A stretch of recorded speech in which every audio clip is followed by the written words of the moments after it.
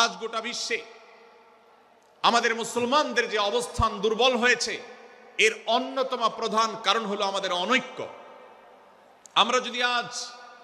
আহলে কিবলা, আহলে সুন্নাহ ওয়াল জামাআতের অনুসারীরা নানান মত এবং পথের অনুসারী হওয়া সত্ত্বেও, নানান থট এবং পন্থার অনুসারী হওয়া সত্ত্বেও আমরা যদি মৌলিক বিষয়গুলোর উপর সবাই ঐক্যবদ্ধ থাকতাম, আমরা যদি আল্লাহ তাআলার দেওয়া ইত্তিহাদ মাল ইখতিলাফ, বৈচিত্র্যময় ঐক্য, বিভিন্ন বিষয়ে মতভিন্ন থাকা সত্ত্বেও মৌলিক বিষয়ে ঐক্যমতে আমরা যদি থাকতে পারতাম, আমাদের মধ্যে যদি মুসলিম ভ্রাতৃত্ববোধ থাকতো,